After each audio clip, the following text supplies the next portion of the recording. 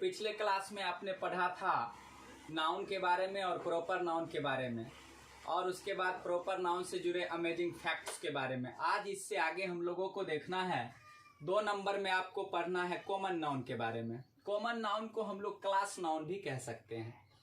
Common noun आखिर क्या है?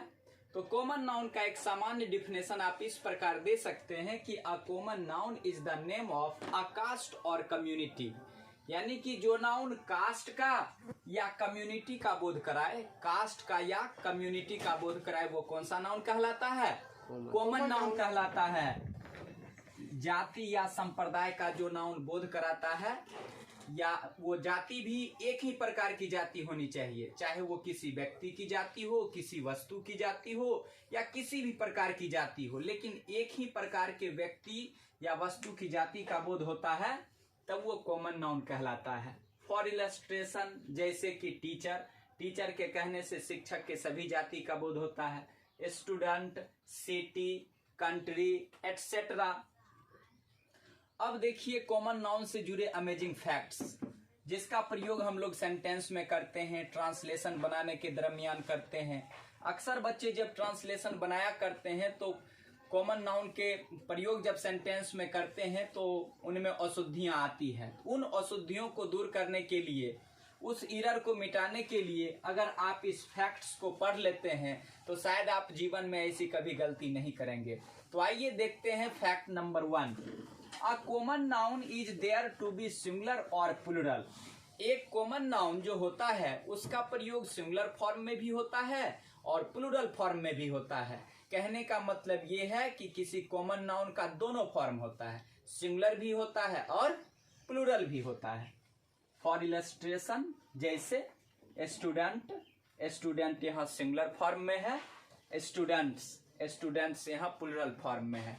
और आप जैसा कि जानते हैं कि किसी नाउन को, किसी नाउन में खास करके किसी सिंगुलर काउंटेबल नाउन को अगर हम प्लूरल फॉर्म में कन्वर्ट करते हैं तो उसके लास्ट में एस या ईएस को ऐड करते हैं।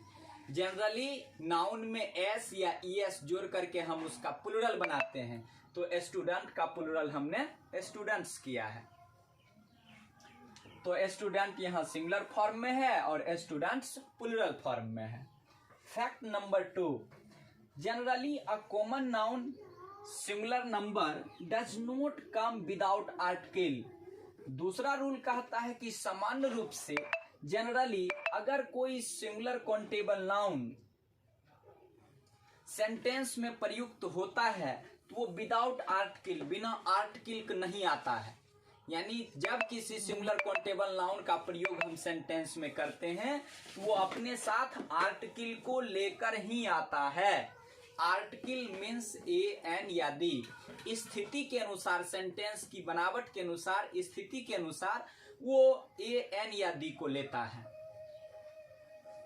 फॉर इलस्ट्रेशन, जैसे रवि इज अ स्टूडेंट, यहाँ इस सेंटेंस में स्टूडेंट कॉमन नाउन है और सिंगुलर फॉर्म में है, इसीलिए स्टूडेंट के पहले हमने आर्टिकल ए का प्रयोग किया।